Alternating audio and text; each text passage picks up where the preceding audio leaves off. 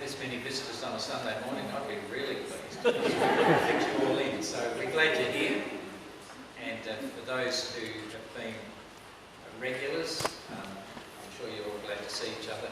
My name's David Buxton. I'm the minister here. I've been here for a few months. Haven't got to any of your network gatherings until now, so this is a very good excuse to turn up, isn't it? So, Maddie's going to bring us the scriptures. Those of you who follow the lectionary will recognise this was one of the readings from last Sunday.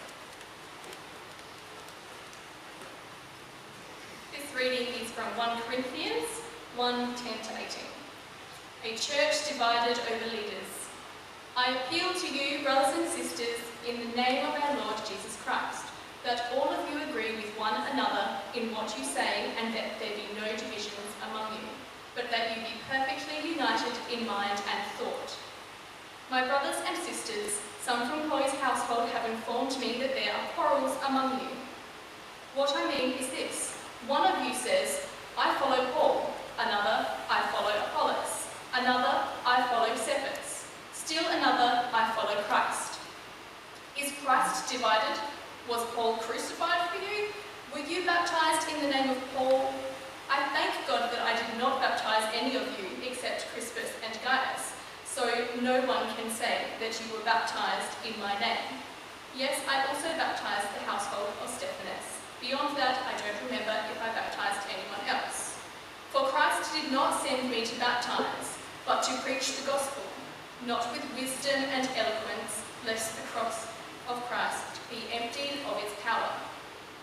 Christ crucified is God's power and wisdom. For the message of the cross is foolishness to those who are perishing, but to us who are being saved it is the power of God.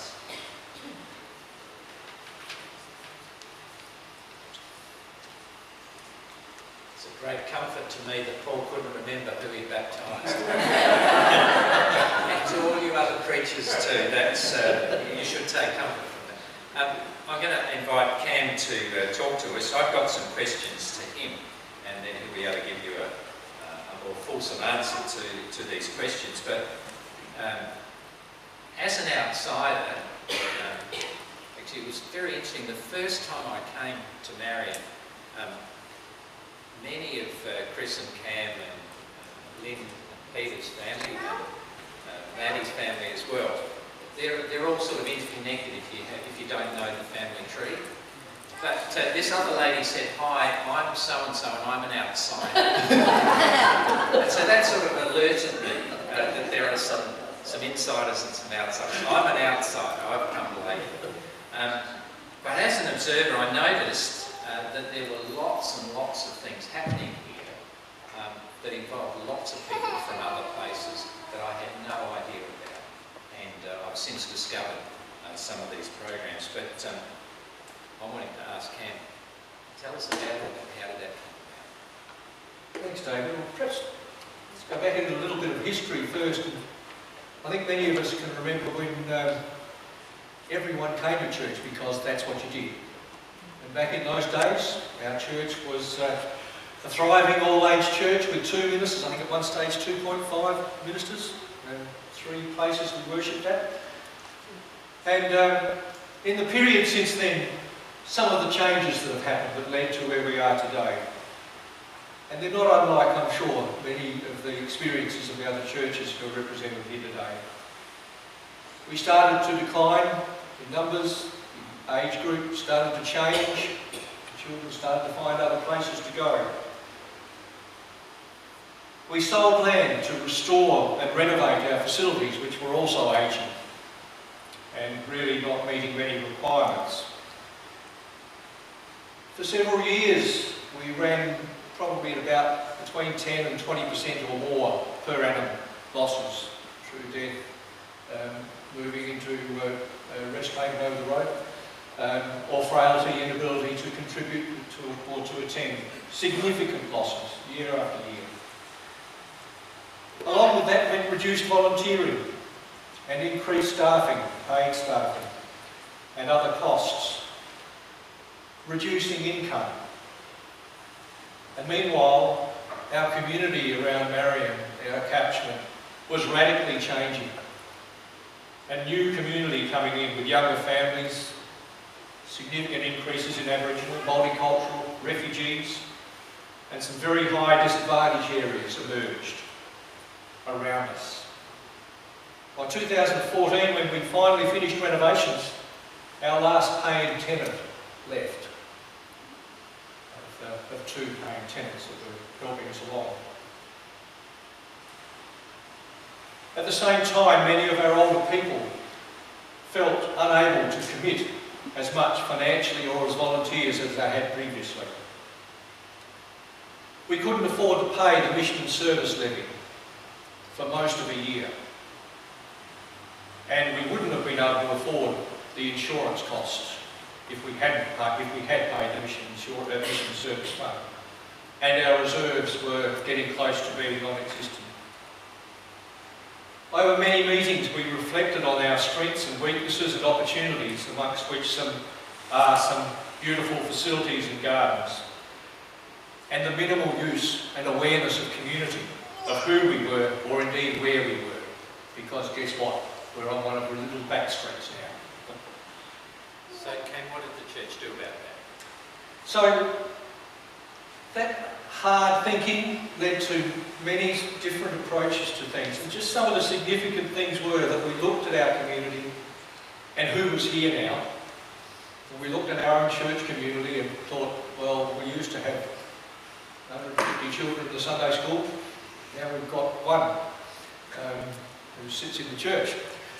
And so young families both within our congregation and demographically were significant, because that's one of the most significant changes in the Marion community we found. And so we investigated mainly music, and we set up the mainly music program, and we had some people skilled with music and with volunteering, and we got together enough people to do it. We had a second music play group also called Sugar and Spice, which just simply asked for a donation for people to attend. It was very much aimed at people who couldn't afford it. The first term of those sessions, for mainly music for example, we had 6 or 7 volunteers. We taught each other very well how to sing and dance those songs, because no one else was coming. It probably took about 8 weeks before we had one person coming, and then they brought a friend. And but we had been told it could be someone's time. Now there's got about 50 families attending every week, and another 30 or 40 families who are on our books who, it's a very intermittent attendance that happens. Many of those people have been with us the past 3 years. We then partnered with Flinders Uni to find out more information about who was around us. And we were lucky enough to hook up with the Flinders Uni social work course, who were wanting to have some work experience for their students. And since that time, over the past 2 years, we've engaged 2 master's students, second-year master's students, and 1 graduate student for 500 hours each semester. And without them, it would have been very difficult to go anywhere near as far as we have.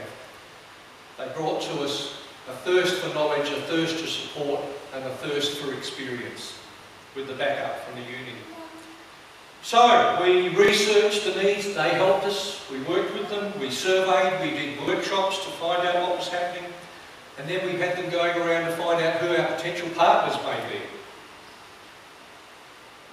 As a result of that, we sought grants because we had good data and it was a lot easier. And we supported many activities. We found partners to work with, and out of that we now have ESL TAFE classes running here 3 days a week. We have an amazing intellectually disabled support group with about 50 to 60 people. They run the organisation, and one of them is now our part-time cleaner. We have music performances, meditation, healthy food classes, all of these in partnership or by renting. And we're also commencing this year a partnership with Congress to grow Aboriginal spirituality using our old church and the rest of these facilities, which we're very excited about. And over time we've had an encouraging number. It's taken quite some time, but an encouraging number of older congregation who have regained some motivation and thought that they could be involved and that these people could be engaged with even if they weren't sitting in the pews. That sounds like a great story, but there must have been things happening as well. What sorts of issues emerged for the leadership of the community? Our community now are much more aware of us. When we did our surveys and workshops, people walked in saying, wow, what is this? You know, unless you're in this street, you wouldn't see it. It's an important message that sometimes we forget about, that if people don't know we're here, they're not going to find us. We're now more sustainable financially. Those stories I said about how we're going financially. We have significant rental income. We deliberately did not set ourselves at a high level because we wanted to make sure we could have partners with not-for-profit groups and that we could find the groups that would meet the needs that were coming up in our research. And quite a few of these groups do. We have rich interactions with people both in our community groups and our partnerships and in our groups like the music play groups, the wonderful families who come along and we engage with them with great richness. They keep saying, the number of times it's come up, several comments, they walk in and say, wow, what a place. We feel so much at peace, and many of these people are not coming from peaceful places. We have just about many, many cultures involved in these groups, and they often, the other question that often comes forward is, why do you do this when they work out we're not paid? And it engenders conversations, casual conversations about why we are discipling and what our church is, which has been great. More families are being supported and they're singing Christian songs, they're reading Christian books, they're talking to Christians in our rooms out here, but not on a Sunday. And that has troubled some of our congregations sometimes to say, well, this still isn't getting people buttons on seats in our church. There's some of the things that we confront us. So, with my outsider's hat on again, Cam, I haven't found the members here very confident about speaking of their faith, and so I've actually spent the last 8 months here helping all of us to explore and to articulate what a faith in Jesus means for us.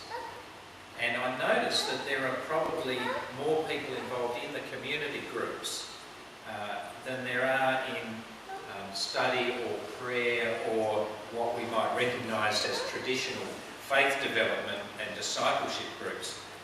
And so I find myself wondering whether that creates any tension between trying to grow discipleship and trying to connect with community outside the church at the same time.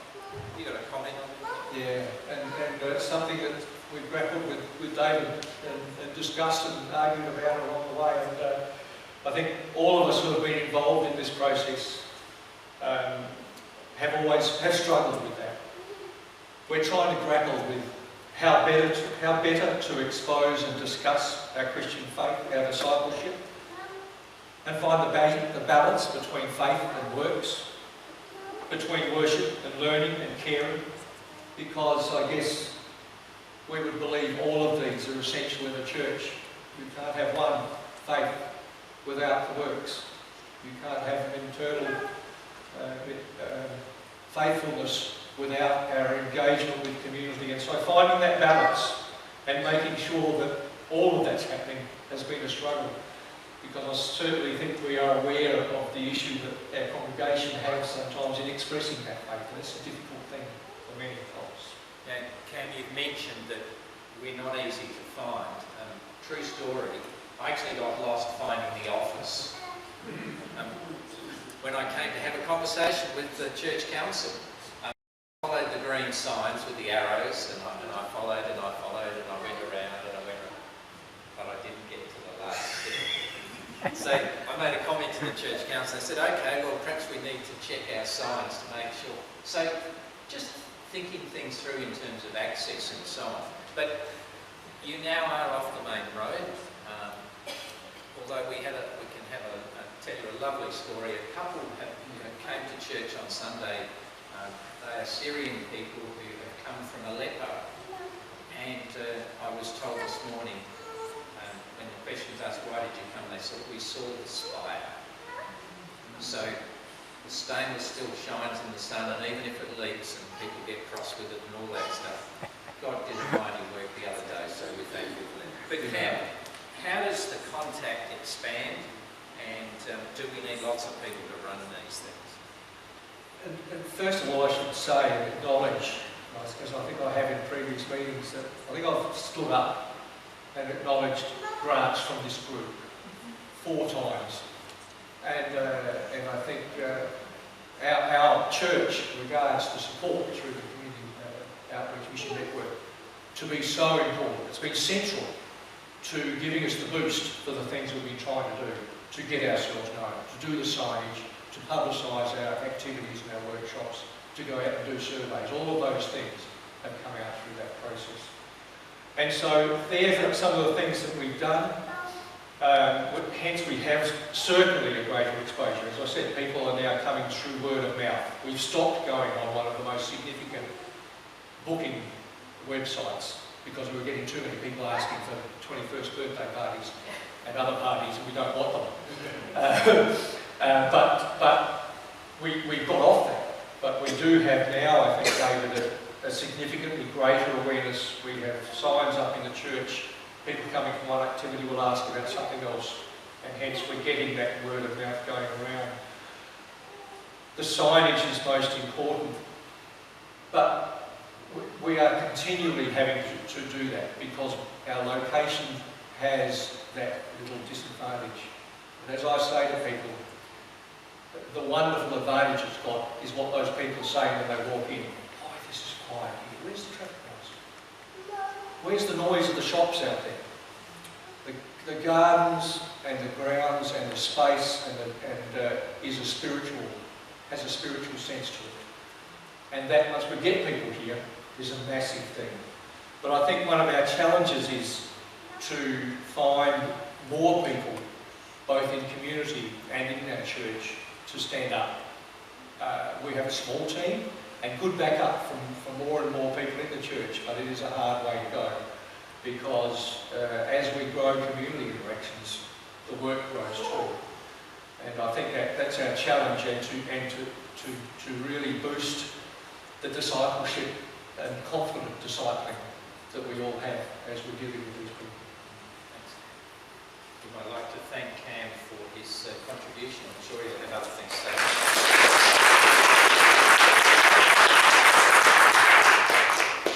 The preachers among us will probably have found the last couple of weeks really interesting in regard to the lectionary readings.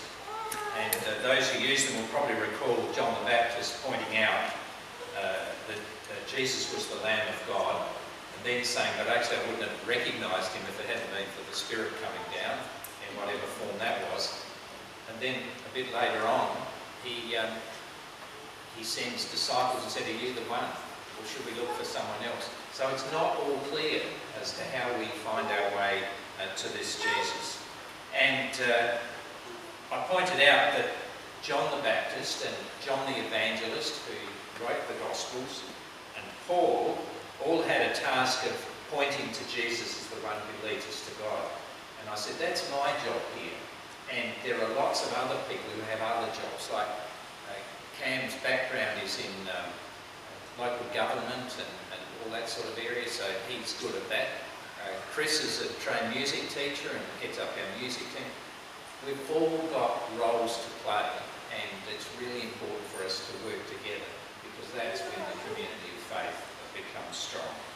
So when we bring these gifts that God has given us to the community of faith, we grow together. And I'm really pleased because a couple said to me just before Christmas, David, can we start a prayer group next year?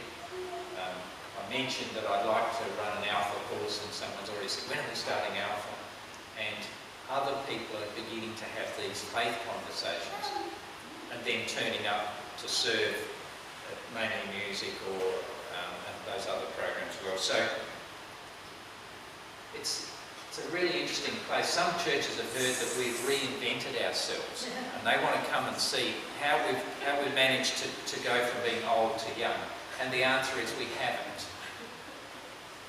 But there's a new life emerging, and we hope in time maybe there will be a redistribution of the demographic to be perhaps more representative of the community that is around the local area as well.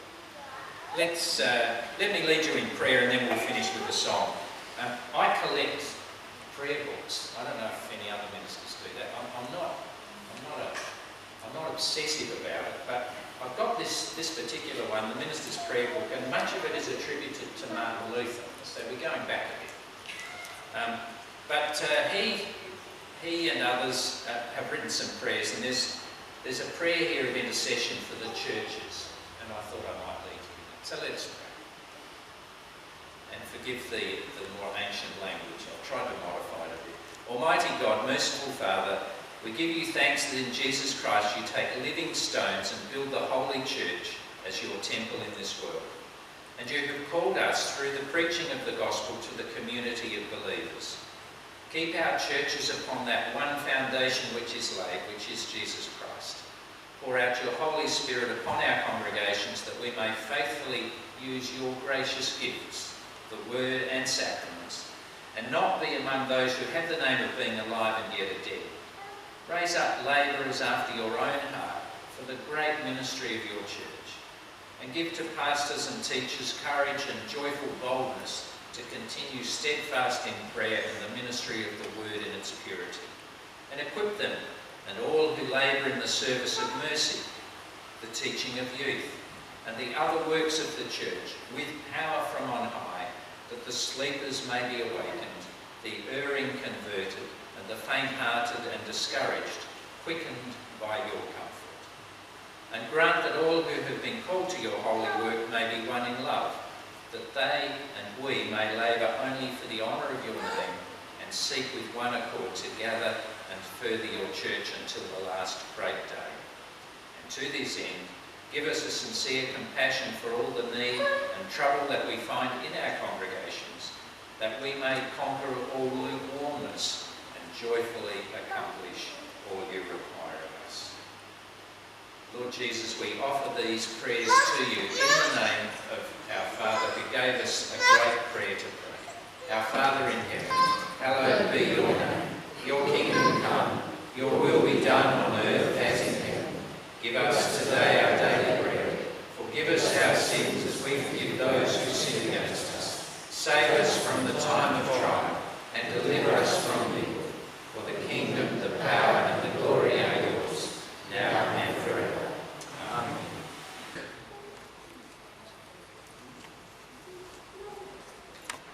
Good evening. My name is Rebecca Hurling. I'm the chairperson of this network, in case you don't know me.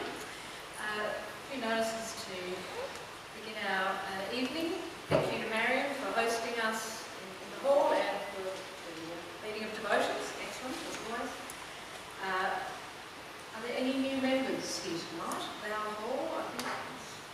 Hello, Val. And you've joined the executive as well. Okay. In for a penny. Any other new members? I think you made that fairly public. Right, David, welcome. Thank you. Welcome, everyone. We've had some apologies from Mark Hewitt, who's a long service leader in Tasmania, I see on Facebook. His luck. Bronte Wilson and Mark Boyce. Are there other apologies? Right. Are you going to send out the attendance sheet? Please tick your name, and if there's any details you need to change on that, please do so. I think that's all the noticey kind of things we need to do. So we're now going to hear back from our grant recipients. We're hearing from they know their order. Henry Fulham, then Orlando, Trinity Alberton, Wollonga and Yankullera.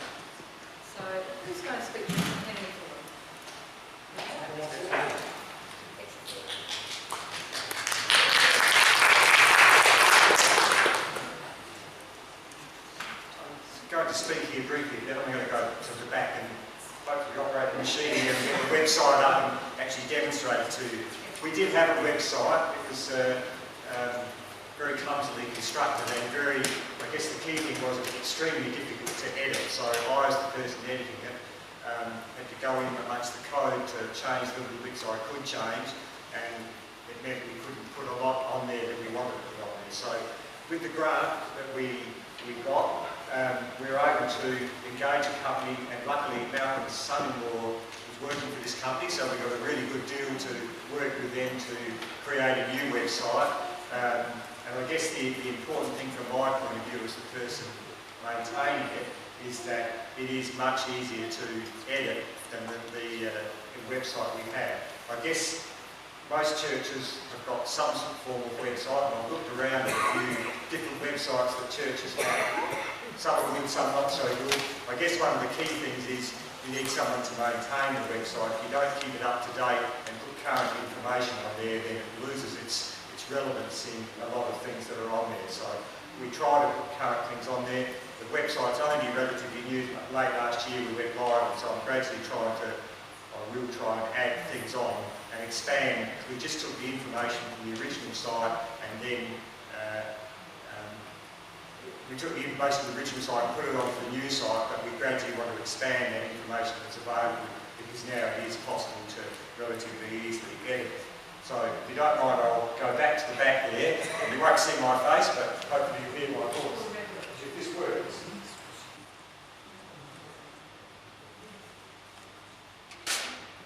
Okay.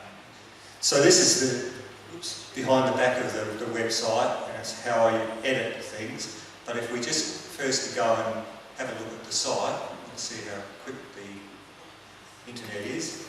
So, okay, this is the actual site. We actually had a picture of Malcolm up there on this welcome page, but every time I went to edit it, because Malcolm's picture was there, the whole thing collapsed, so we had to take his picture out. So I'm sure it was Malcolm's fault. So we have a prayer that, it's a long one this time, that we change each week.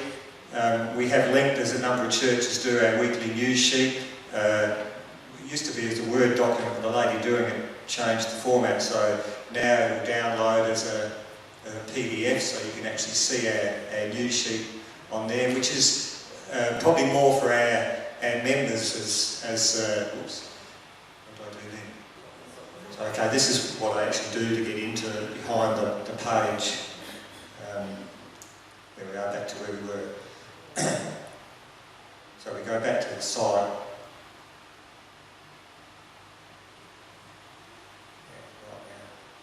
And so there's the news sheet, there's activities, our ministries, etc. And up the top you can see the different services we have. So each service is described, the different ministries, the different groups that we have information about them on there.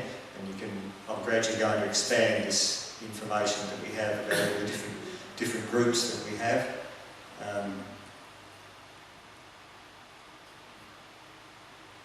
And I guess one of the things that I find useful is that we have, this features the next event that's happening at our church, and we're able to attach a picture, an image of what it is about. And this was a picture that my wife took and set up and took to, it's on a banner at our church to advertise this, and it features the information and the date, etc.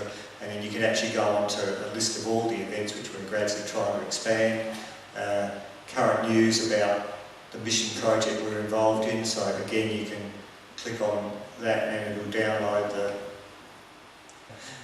it opened on the other page, so it's a document about the mission project we're involved in, women's ministry in the South Pacific, so people can find out information about that.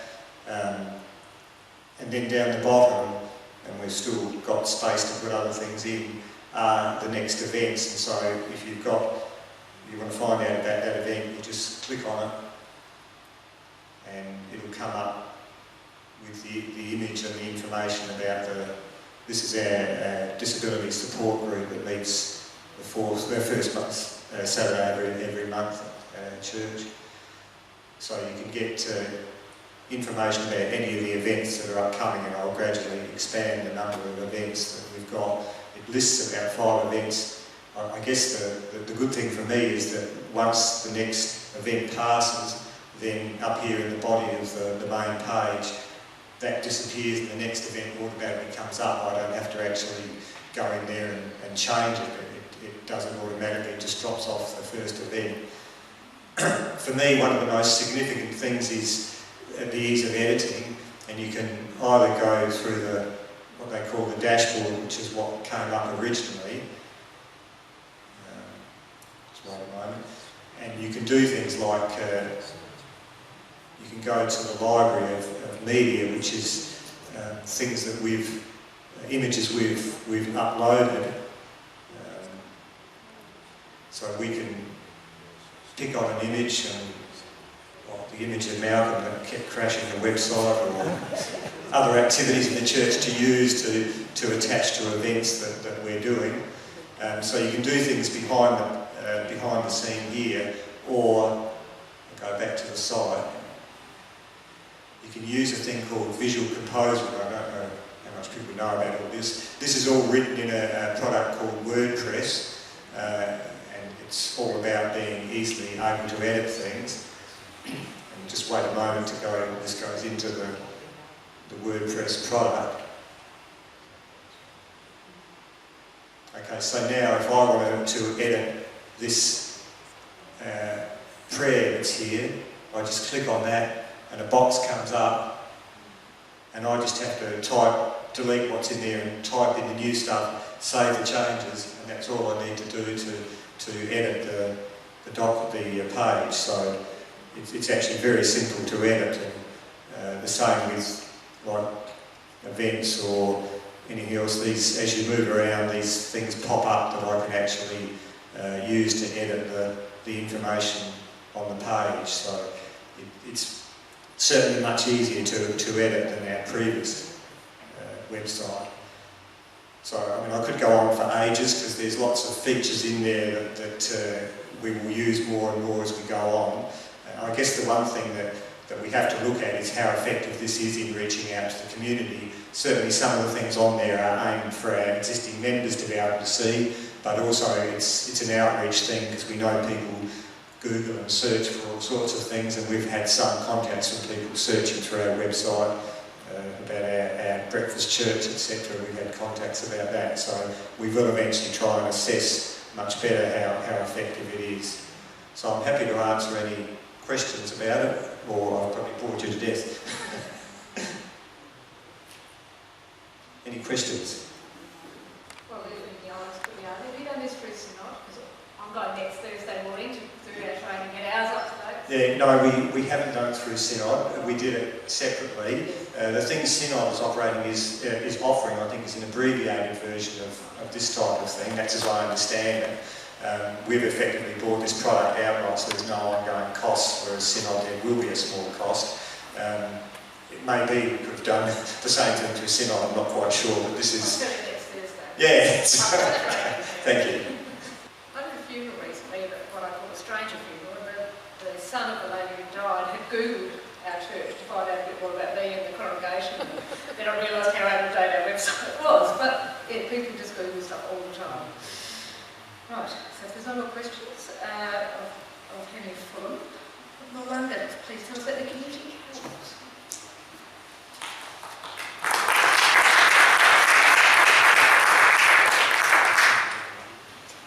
Thanks very much. Tom Hopwood, Secretary of Mission Council down at the Melinda Uniting Church. Good to be here. Didn't bring enough written reports for everybody, but the front desk has a report and we can provide on demand, even though you might have to wait a day or so for them to come up. I think the most efficient way I can report is simply to read through my written report that has been provided. So it's our report to the January 2017 meeting of the Community Outreach Mission Network of the Uniting Church in South Australia. In 2016, kindly made available to the Melinda Uniting Church a grant of $1,000 to assist in staging a carols evening in Ramsey Walk Colonnade Shopping Centre on Thursday evening, December the 15th. What follows is a report on the evening that was there only possible due to the grant. So how did we spend your money? Music was provided by the Melinda Uniting Church Choir, led by Joan Blows and keyboard, and Eric Warner on violin, and the Jazz Bandits, an 8-piece jazz group led by Guess Who. Other musical items were provided by the Christie Beach High School Vocal Ensemble, the Shed-tastics, a group of people with disabilities, and a dance team from the Hopwood Theatre. A crowd of several hundred were encouraged to sing in well-known carols, and this provided the main Christian witness for the evening. Declan Stevens read a brief poem about the true meaning of Christmas. Along with the sacred came the secular, Father Christmas.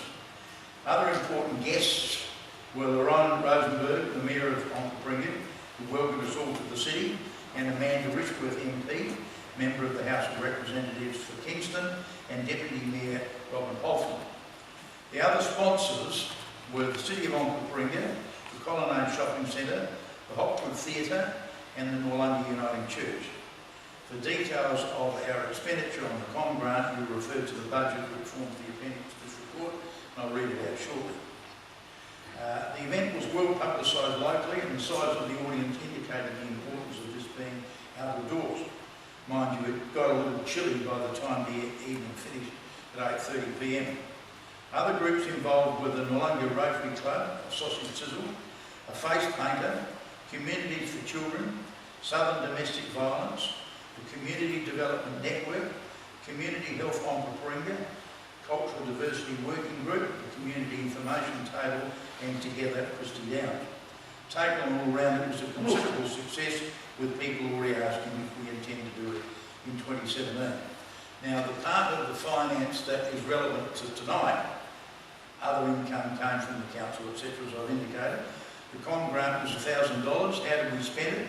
$450 on printing, 336 wages to community arts. I should explain this, by the way. 2 years ago, it was a little unfortunate that one of our people finished up in hospital overnight, dehydrated, through having overworked. And so we decided this time we'd employ a couple of young blokes to do all the heaving and fetching, etc. So that's how the 336 was spent. It was money well spent, and another $240 for billboards. So our total expenditure was $10.26, so we overspent by $26. But that was made up by money from other sources. And the report is jointly signed by we had a gang of three that sort of organised it. Velby Holland, who's here with us this evening, Ron Clark, who is not, and myself. So thank you very much for your generosity, and it was a very worthwhile activity.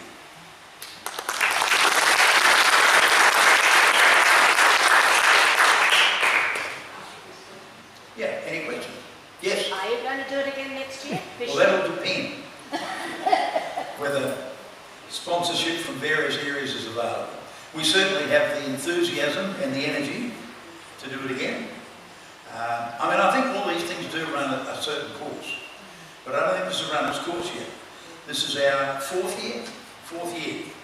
I think 7 or something like that might be when you start thinking about doing something entirely different. Yes? Have the number of people who come increased over those 4 years? 2 years ago was the most we've had. Last year was down a little bit. You're never sure. You see, you've got, as it were, your captive audience, those people who want to come along anyway and they turn up. But since we're outdoors and we're outside the Hopwood Theatre and we're adjacent to the Colonnade Shopping Centre, you also get the itinerants, the people who are moving through and stop for 10 minutes or 5 minutes or half an hour or whatever to be, but what's this? What's going on here? So it was down just a little this year, not much, which is interesting because the best weather we've actually had. It's usually raining or it's too hot. But it was, I mean, when I say it was down, it wasn't down all that much. We still had numbers in the hundreds that participated.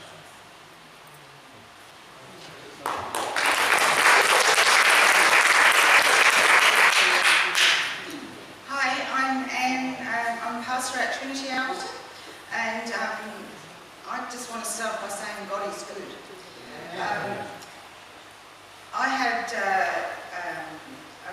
a young woman in mind that I thought might like to help start a play group.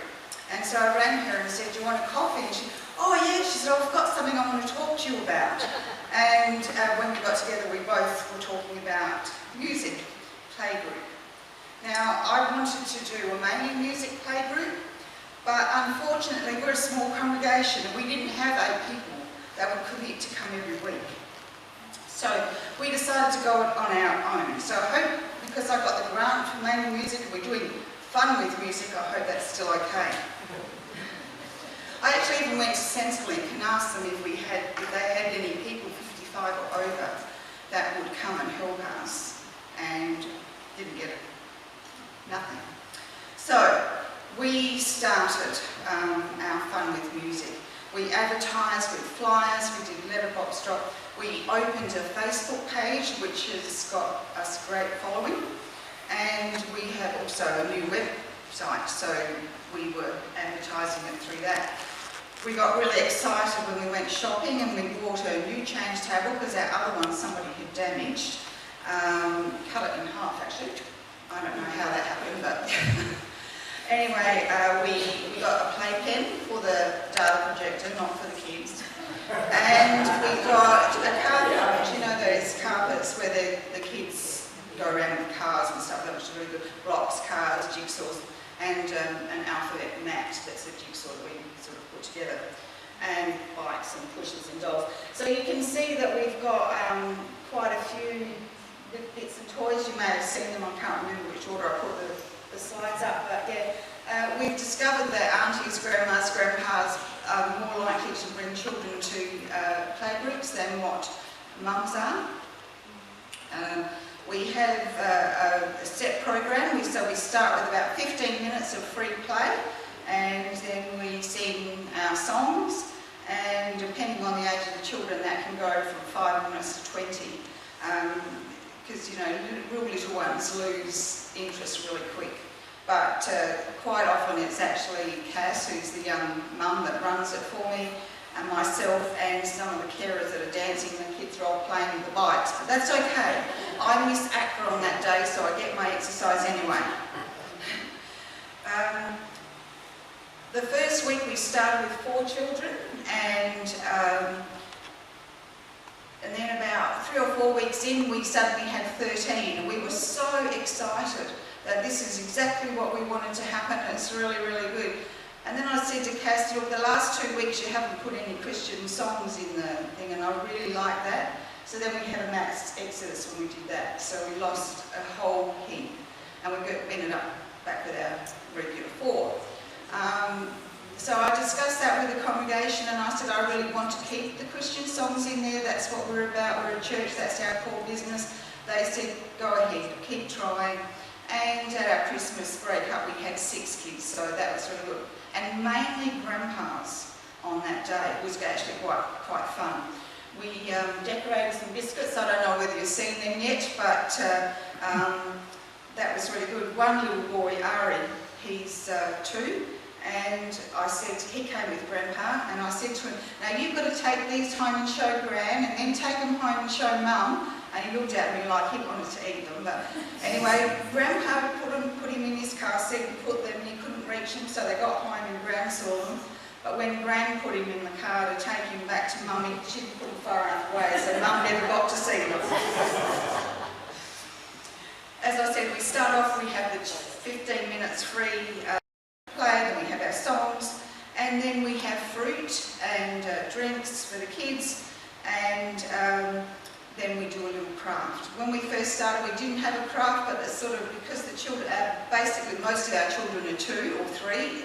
There are a couple of 4-year-olds, but mainly 2 and 3, and they just, you know, concentration span's minimal, so we now put in a craft as well, so that they're not sort of just running around and doing nothing. And it also gives us more of a chance to get to know the families and talk with the families and the children, so that's really good.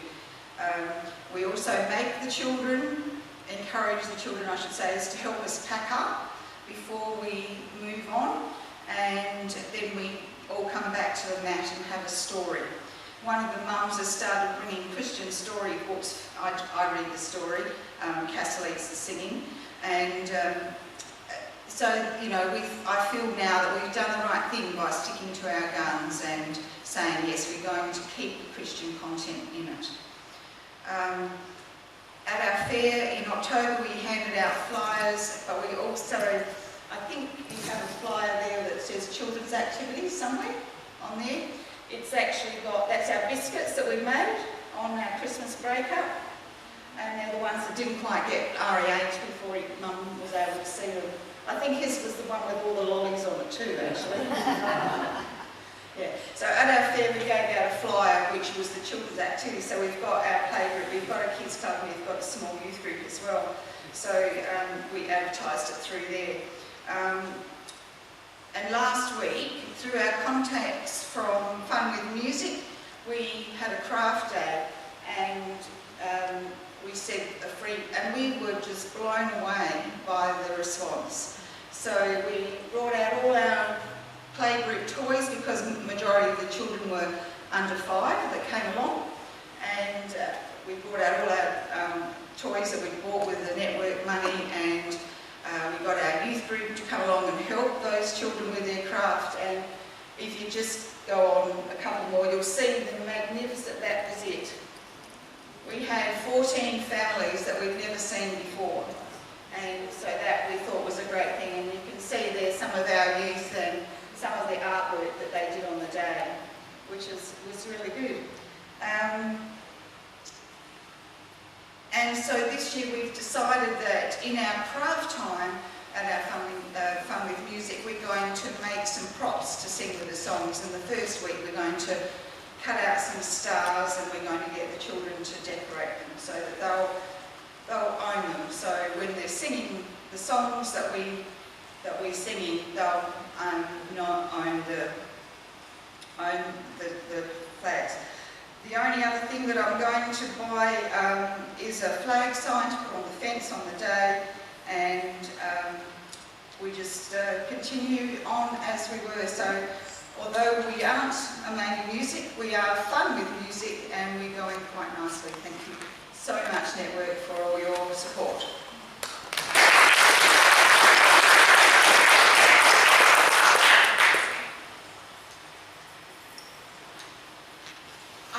Question, Anne, so much as a comment. I've been involved in mainly music, and I'm aware of the commitment and the quite restricted format that it has, as well as the expense. So I want to really commend you for finding a format that works for where you are and having the ability to be flexible and for sticking your guns. I think congratulations. Thank you.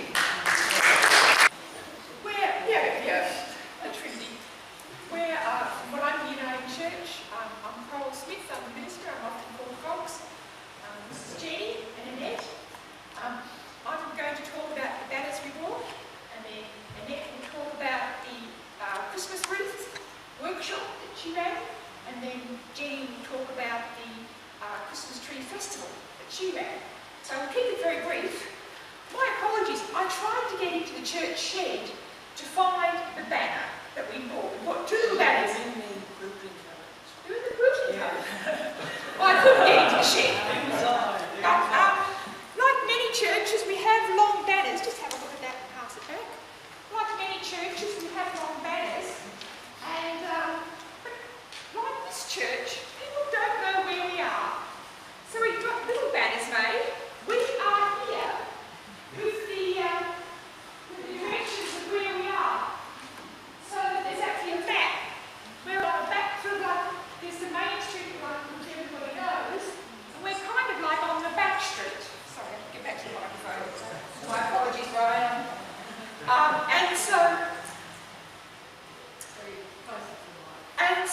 So we're in like the back street of Wollonga, and people don't know where we are. So there's the instructions from the 5-way intersection, which everybody knows because most people have gone, and they've got there. And so we bought 2 banners and we put them on, not only our Christmas Tree Festival banner, but any of the banners that we've got. So yeah, that was part of the money. And we've got a slideshow there. This has become an outreach at Wollonga United Church just before the Christmas Tree Festival for a group of people to come and make Christmas wreaths. So we've been very grateful for the COM grant, which has enabled us to buy 10 new trestle tables. Back to the roots. Oh, back to the wreaths.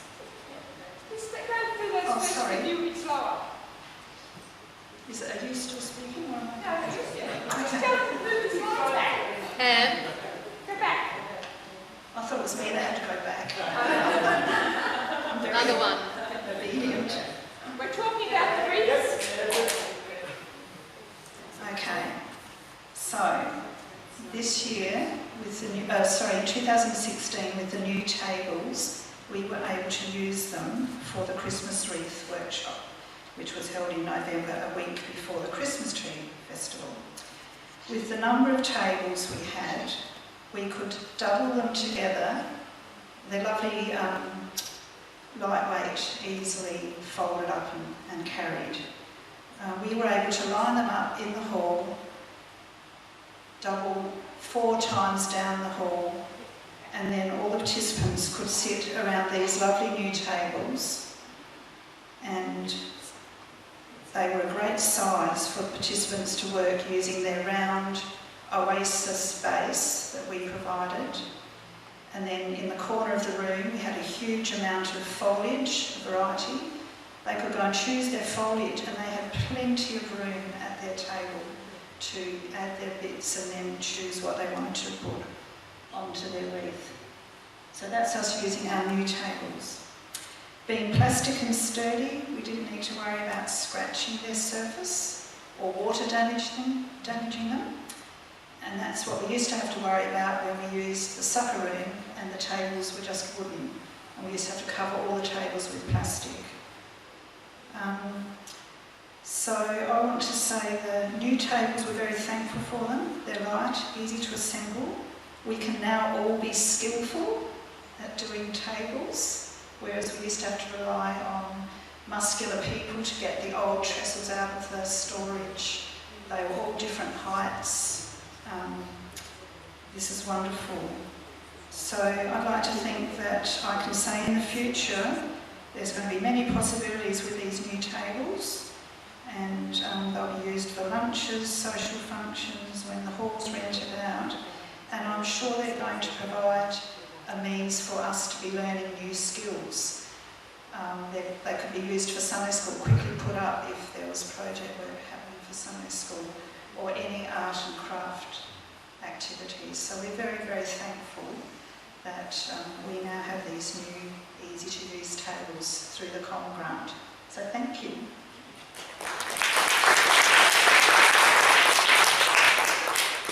Yes, it has also helped the festival because, as you can see, all the Christmas trees are all put on the tables, and we spread out from the church and also at the main hall. The wreaths were used on display in the festival as well.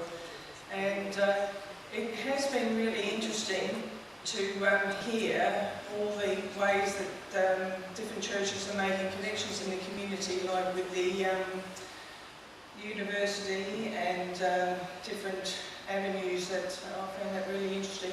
We got sponsorship from the COM with $1,000, which was really wonderful, and also from Onga Parental Council and Lauki Flowers. So we made connections there. We also made connections with the community to get the Christmas trees, which is, I might add, is the hardest part of the festival for me. And that is, when we're talking about outreach, it's not just about out in the community, it actually enriches our community, our faith community, because people, I find, really pull together when you're doing that. People really start to, we've got really wonderful, creative, resourceful people, and I find they really rise to the challenge. So, in terms of children, we have connections with many schools, and the main, well, Marion preschool. one tree. Every year we have people who, we're not really that traditional with the Christmas trees. So we had, oh you can't see it now, but we had, the theme was a bush Christmas. And some people stuck to that theme, and we had a group who made a bush Christmas as in George Bush. And they really did like George Bush, like it was the whole family. But so there's all the different community groups. That's the library that puts in, and so it's been 15 years, but it's gradually getting more and more buy-in from lots of people. And we did have the Mayor Rosenberg, who's a really great ambassador for Warringah, and she opened the festival. So we had an official opening, which some people here attended, and that gave the festival a boost. So it has grown every year. So we have, it's not about the money, the festival is more about connections. And as you can see, I like Christmas trees a lot, and this is a big thing for me. 15 years! We support Act for Peace, and so it's not just about our community, it's about supporting Act for Peace. So we have Christmas Bowl as a strong focus. And so we did raise $6,000, so that was really good for us to, and we wouldn't have got there without all the support that we've got. So, and the theme for next year is Follow the Star. So I'm starting to think about it now. So but the Warringah Council, with it, Don, and that is a massive application to get that funds. It's like a whole book. You have to do all the strategic goals, and so it's off-putting, but it is worth it in the end, because you get that name, you get that buy-in from the community. So I will do that again. But yes, and thank you to Cogs and Annette, and we'll see you next year.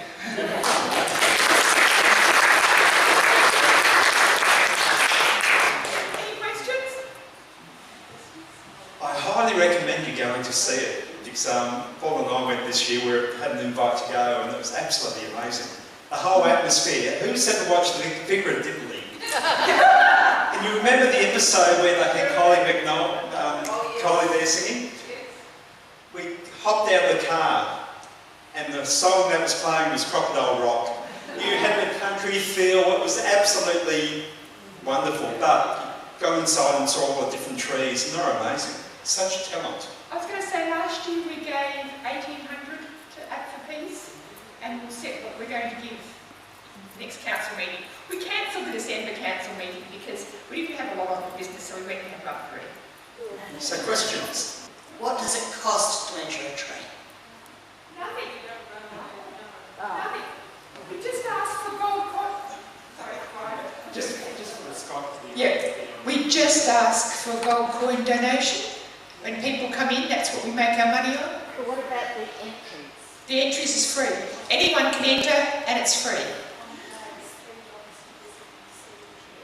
Yeah, it's $3 to visit. Yes, Harley. So if any of you have got an urge to make a Christmas tree, it's the first weekend in Advent. Or wreath. When I went to the Tilton with a group, I made a Christmas tree. You made it out of the file stuff, and you put a Christmas stuff around it and with the bins. And that's how I made it. Okay, next one up is Yankalilla.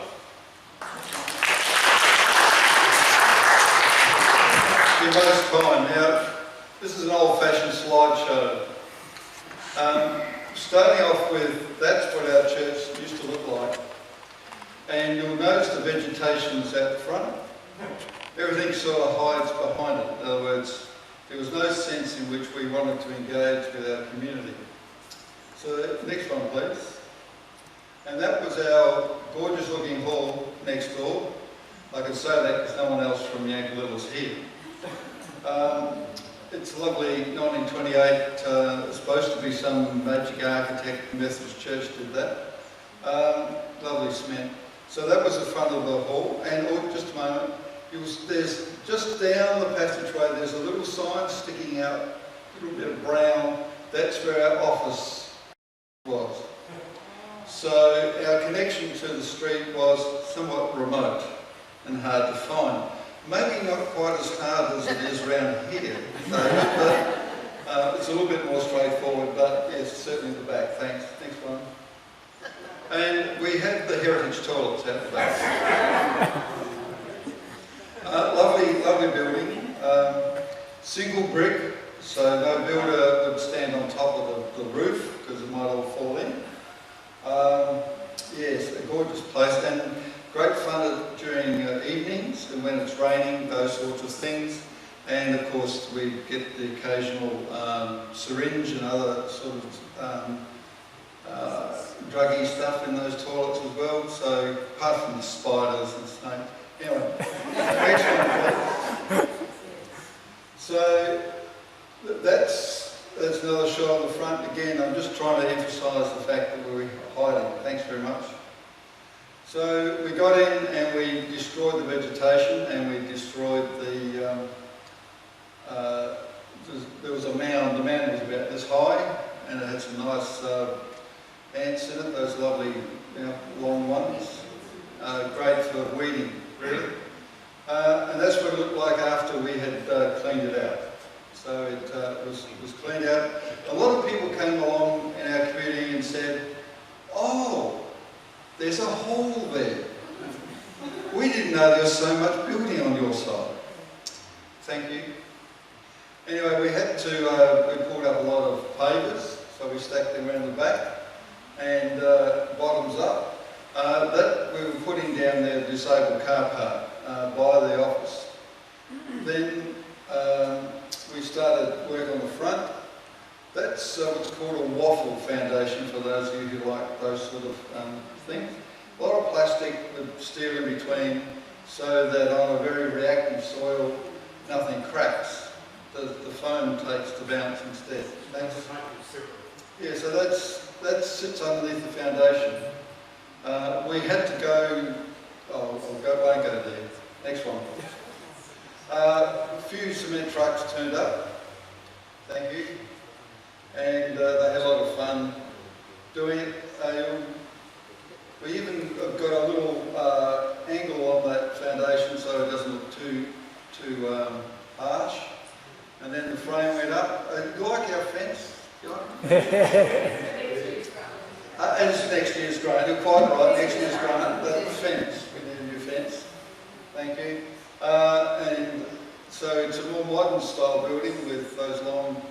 Actually, it's Wollonga was our guiding light for what we wanted to do, because we saw yours and we said, that's what we want. This is inside. This is inside the hall. Do you like it? There was some windows in the front, as you may have seen before. We cut a hole through there, and one of our men, who's a potter, did the brickwork. Thankfully, we had a professional plasterer to cover up his work. And there was a window above the top part there, as we widened it, and that goes out to the toilets on the side.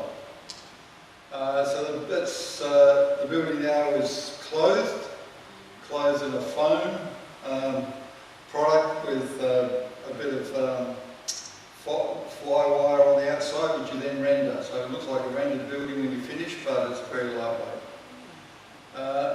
They're now building the disabled access to it, because we now have male and female toilets and disabled access. Thank you. So that's the slope going up. It also comes when you go in the front door. We can hold it there for a moment. That goes into our new office. So new office now is right on the street.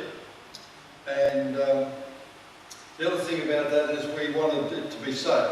So now there's a lock. Can we go back, please?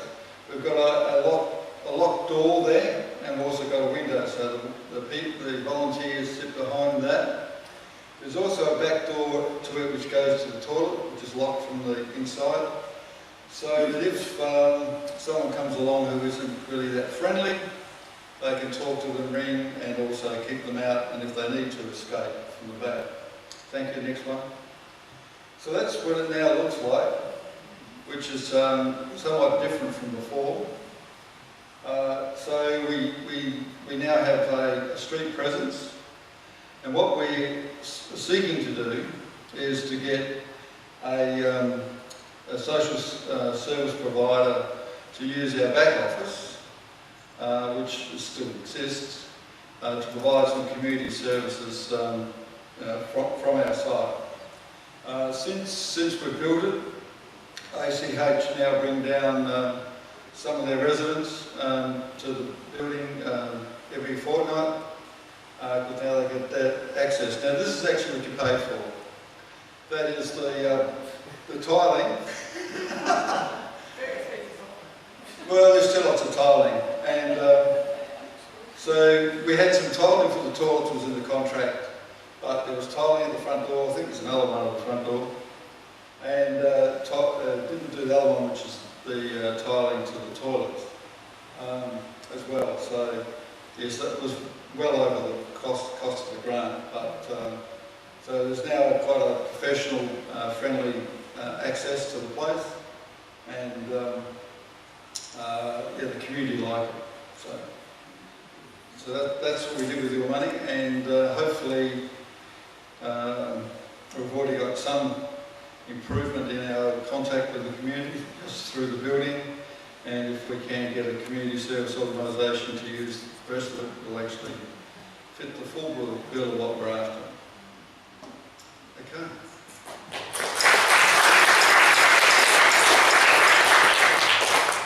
Any questions? With your disabled toilet, yes, will you have a large hoist with a large changing bench for the severely disabled? It doesn't have a, it's been built according to the standards. So in other words, it's the full, quite large size with a large rail down the side of it. Plenty of room to get in and out. We've got an area of about 4 metres by 8 metres outside to turn around in, but we don't have anything like any lifting in there, because it was just built according to the standard. So did you take out a loan to do all that, or? How we funded it? 2 ways. We asked our congregation to put their hand in their pocket to provide loans. So they provide loans of $140,000 out of their own pockets. And in the meantime, we cut off a block, some land off the back of the site, and we sold that off for $110,000. And so we still owe a little bit of money to our local congregation. And we're also doing more work on the hall at the moment through gifts from our congregation. Was the hall a heritage building? No. Thankfully, we're in the District Council of Yankalilla. And as an ex-councillor, I can tell you that heritage isn't a word that's used very much in our council area. We like to cut down trees, knock over buildings, all those sorts of things. There is some community disquiet about this, but it doesn't seem to get through to the councillors. They call it the heritage toilet.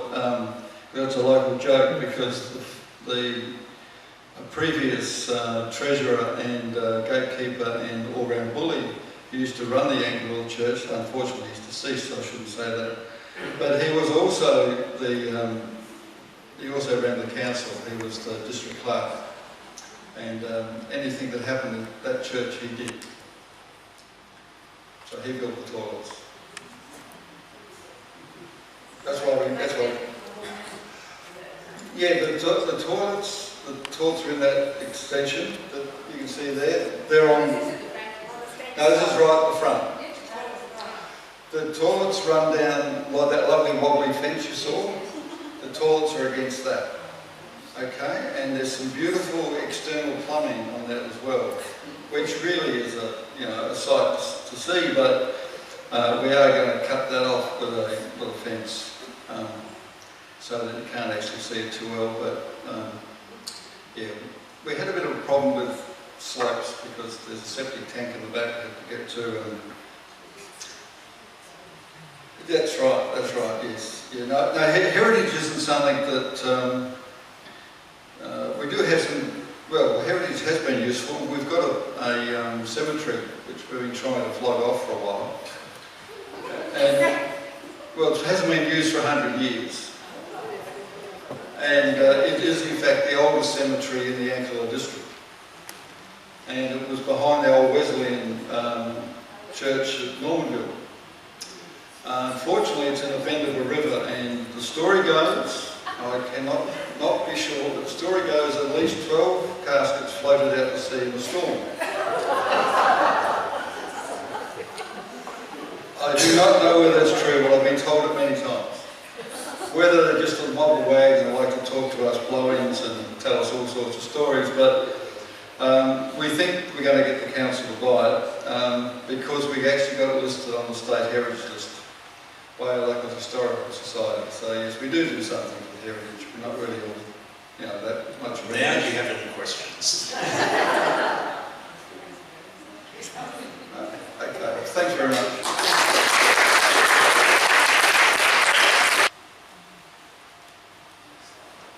Thank you to those 5 congregations who told us about their spending of money and their ministry initiatives. Excellent. Hopefully a few ideas have been generated and imaginations fired up. If you have been fired up and think, we could do with $1,000 because our toilets were real, or whatever, you want to do a music program or anything else, we're having 2 rounds of grants for this year. The end of April and the end of July are the dates. These will be advertised regularly in the monthly newsletter that Brian sends around. It's up to $1,000, is that right? I should know that. So you don't have to go home tonight and scribble out anything. You've got till the end of April for the first round. But if your next church council meeting, you might be floating around some ideas and think, we got some flags for our op shop, for example. Something pretty simple, but it just helps. It draws people in. We live on a bus zone, actually. We've got a really good location. We can hear them going past during church council meetings. So there are swings and roundabouts of being located. Right, any questions about the grants? In case you're wondering, it used to be 3 times a year, we've dropped it back to 2 because we weren't getting overwhelmed with requests. So to make the team that deal with those grants rather than easy, we're having 2 rounds. Yes, Angie? Application forms where? Application forms where, Brian? There's no application forms as such, but in the newsletter where it says about the grant, it tells you what's needed in the write-up of it. So, yes. So it's not a form you print off, fill out, and it's on the website as well as the newsletters. All right, one more piece of business for tonight, unless there is anything else people want to raise. But we've been talking about our name. This time last year, we held a review of our network. You may remember, was it a hot night? Probably. It was January, for a review. We spent some time hearing about the history of our network and reviewing our current practices, our purpose, our structure and our procedures. Out of those conversations, we spent quite a bit of time in small groups that evening, there are a lot of affirmations about the work of the network and the support the network offers and so on, but a question about our name came up. And it kind of keeps coming up all year. It's been discussed at executive, but we've struggled to really deal with this question. So as I say, it kind of keeps coming up. The concern seems to be around the O, community outreach, in our name. Outreach implies we do something for people in our community, something that we think they need or want. That might not be everyone's perception. That is often how it is used, which is quite different to what Cam was talking about before, about going and asking people, what do you need or want? So, as I say, we've been wrestling with this all year. We spent a bit of time on our last executive meeting in late November last year. While we agree that names are important, words are important, in one sense we didn't think that changing the name of the network would make much difference to our member congregations. People come faithfully, many people come faithfully to these gatherings and hopefully report back to their congregations. I'm not sure it will make much difference. We may be wrong, but that's our feeling as an executive. Another factor to consider at this time is that the Synod have called a network leaders meeting in February. So just next month. And the reason in the email for this meeting is the purpose of this gathering will be to take stock on the continuing relationships, to think together about the way in which the networks and the presbytery work together. These will include how networks are fulfilling their mandate around pastoral care and the fostering of relationships, what networks might expect from the presbytery in terms of partnership and support, and what the presbytery might expect from networks. Now, we don't know what's going to come out of that, but it's going to be talk of amalgamations, talk of more networks being formed. I guess there's always the possibility of going back to regional presbyteries. I suspect not, but, you know, a lot of stuff is kind of in the ether to be discussed. So, you know, keep that in mind as well. Having said all of those things, if there is a strong feeling from not just the people who come to the network, not just the exec, we need to discuss that and come to some conclusion, otherwise it's just going to go on for another 12 months. So I'm going to give you, I'm just going to say a few more things, but I will give you 5 minutes, or see how you go, talking with the people around you about whether we want to stick with the name or if we really want to explore this more fully. Just a couple of thoughts before I set you off or to get you talking. Belvie wrote a paper for us, and I'll just quote a bit of what she writes. Well, I've copied and pasted it into my document. Outreach is a wonderful word and relates to mission. Emilio Castro has said mission is the fundamental reality of our Christian life. Our life in this world is life in mission, which as followers of Christ means singing the gospel. The word is, however, limiting as it suggests a one-way process. We do this for you. The word is very much out of date. I once read that outreach is what the church does by existing within its context. Mission is what the church does by initiating beyond its context through interaction and partnership with supporting a community in need. Outreach makes people feel good, and so it should, because they are giving to those in need, but that is where it often stops. As members of the church in mission, we need not to just offer gifts and services to those in need, but to learn from them what their hopes are and share in their aspirations for a different future. We need to share with them in their feelings of rejection and despair, and hopefully through our sharing, some of them would catch a vision of hope and purpose and community for their future. We as Christians would also gain from that experience of sharing. A few thoughts from me now. We use the term mission a lot these days, and it can mean a variety of things to a variety of people. Today I was part of the celebration of George Martin's life, who spent 30 years at the Port Mission. So mission means those kind of institutions. It also can mean sending people to Indigenous communities or the developing world as missionaries, another understanding of mission. And, as you know, all the networks across our synod are known as mission networks. And I could go on about the way we use mission in our current church culture. A working definition of mission that I find helpful comes from Michael Frost, and he bases it very heavily on the work of the late missiologist David Bosch. The proclamation and demonstration of the promised reign of God. Our calling as Christians and Christian communities is to proclaim and demonstrate the hope, justice, mercy and peace of the promised reign of God. This might be through conversation, the proclamation part of it, but it may also be through demonstration of hospitality programs, op shops, etc. Some of the things we've heard tonight are fantastic demonstrations of the promised reign of God. So that's a few of my thoughts, a few of Elvie's thoughts. So I invite you now to spend, let's give it 5 minutes, and then we'll have a bit of time to report back as well, how you feel about the current name, if you would like a change of name, and if you do want a change of name, what would that be? And don't worry about the acronym, even though it's so easy to say the COM. It doesn't matter. We'll get used to it in Very good at this, but we thought you could shorten it to Community Network, and in the logo it could be Creating Community Partnerships for God. And Community Network could still be COM, because you've got the COM of community and then the N starting network. What was the logo? Creating Community Partnerships for God.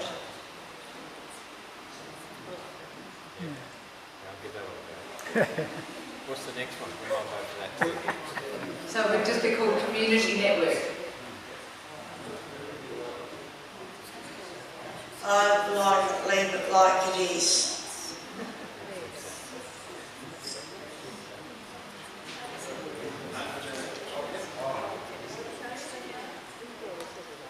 We just added another word, Community Mission Network. In fact, you dropped outreach. Oh, this is going to get me fit tonight. We're off that cheese cake. Thanks. Yes, Ken and I had a little discussion about the history of the words and what did it mean. And we came to the conclusion that we don't think it's broken. We think it provides a mission. It provides words that mean different things to different people. Whichever words we choose will mean different things to different people. We feel that outreach has a different approach to our relationship with people than mission does, and that's very relevant. It's a bit like what we were talking about before in terms of faith and outreach, faith and what we do for and with people. Outreach doesn't necessarily mean doing it to them. Outreach includes talking to them and finding out what they wish to do and finding partnerships. We think it costs a lot in terms of argument and in terms of disruption and in terms of actual cost to change a name, and we think that we should consider very carefully before we start wasting that time. We support retaining particularly those words in the middle that say it all. We think that combination is great.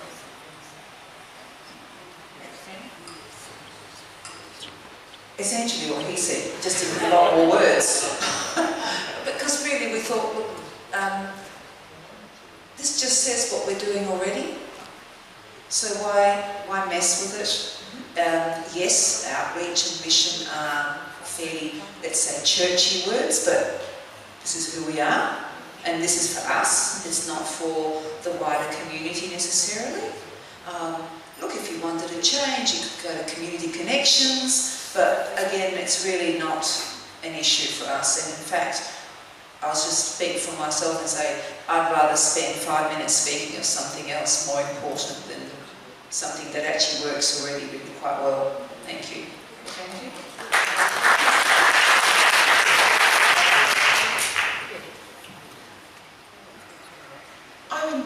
I partially agree with the gentleman on the side because I was there at that first meeting and remember the work that went into all of that formation. And but however, the universe has moved. And one aspect the universe has moved in is how we perceive our relationship with the community. The more traditional model of us being like the jug of the gospel and pouring it over the locals is changing into something that is much more about relationship, about not only giving to the local people but also learning from them and partnership. There's a sense where the theology is shifting, and there may be some benefit reflecting that in our logo.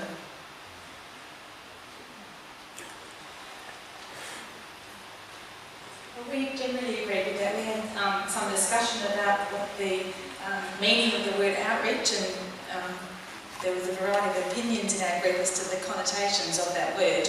But if it does mean for some people a one-way process, a doing to, then we would rather it reflected that partnership, and so perhaps community. Well, mission also has connotations, hasn't it, in terms of how we perceive that, but they're called mission networks. We don't have any control over that. But so maybe calling ourselves community connections or community network or community mission network, but dropping the outreach. Yeah. Sean? When we started up the network, one of the things we talked about, which we've been very reluctant to do, was talk about growing a spirituality that connects ourselves to the community. And I think that this is very much a conversation in its infancy rather than an answer at this point, because we really, as a network, have been somewhat reluctant to talk about how our faith is involved in our interaction with the community, however we might do. I have noticed, though, doing some work with SEN, as Student Ecumenical Mission, that they have a very large connection, engagement with the community, which seems to be somewhat devoid of any Christianity, which is of huge concern to the Lutheran pastor there who wanted to sack all the volunteers who weren't Christians, and they've got 134 of them. So I think it's something that we need to struggle with, and I thought that the conversation between David and Ken when we started tonight represented the struggle that we get into when we all have different understandings of what the word outreach. For me, I just reach out in God's love, and I'm sorry some people think it's one way, but or it's old hat. If I don't do that, then I don't think I'm a Christian.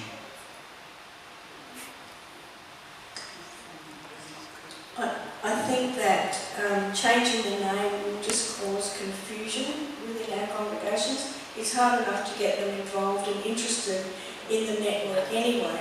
And if we change the name, they're just going to think they've changed networks or we've done something funny to them.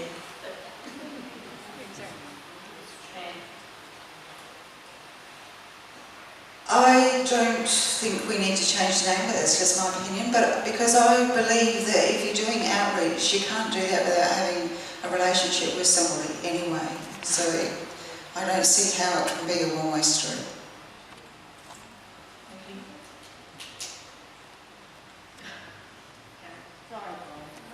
Maybe exercise.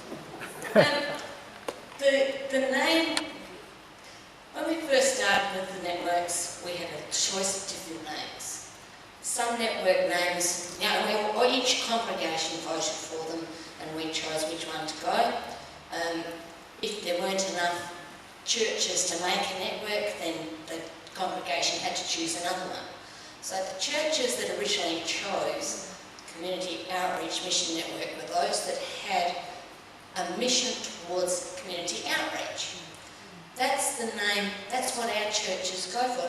A lot of churches do the same thing but are not members of this congregation, of this network. We all do it, but this tells us what the churches that have joined it, what their basis of work is.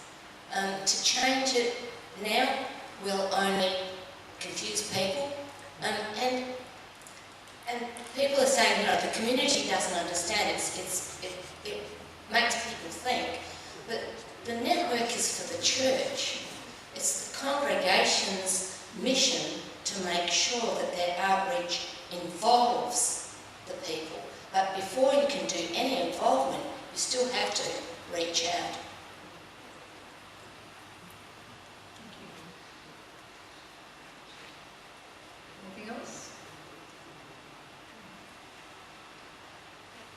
let the executive be discussing this again. Maybe this time next year we'll be back. We'll struggle on. There was a comment I heard, and I can't remember what it was. Someone said when they hear the word com, they think, oh yes, they're that network which are very active and they're supportive and they give out gifts and donations to people. So I'm sorry, we've gained a reputation.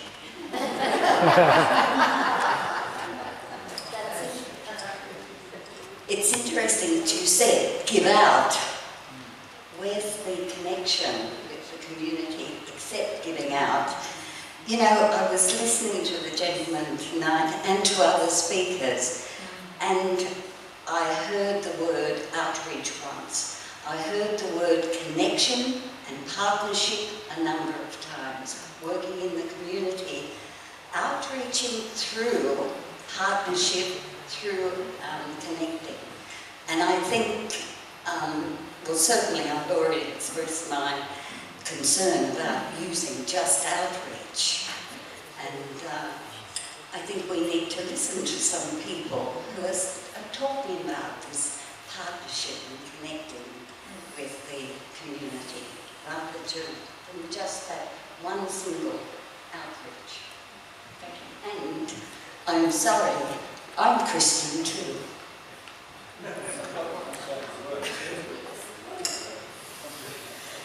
And my congregation tended to talk about the network. Kelly Bryan on the phone the other day about our church council agenda. We have a series of reports, starting with the minister and the mission committee and the resources committee and the pastoral care committee and the network. We don't even call it the com. But we know what we mean and we do report regularly about it. So. Thank you for that lively discussion, and as I say, the executive, when we meet later, sometime in February, we'll talk about this again. Is there any other business, any notices people want to raise? Our next gathering is at the West Lakes Church on Tuesday the 2nd of May. Tuesday the 2nd of May, it's 15 at West Lakes. Father God, thank you for this opportunity to gather together in freedom and in hope. Thank you for the conversations that have been had, the reports we've heard, the ideas generated and imaginations fired up. As we think about and reflect on ways that we can engage with you in mission in our community and our world.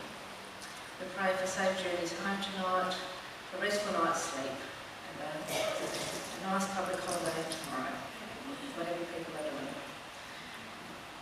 grace of our Lord Jesus Christ, the love of God and the fellowship of the Holy Spirit be with you all now and evermore.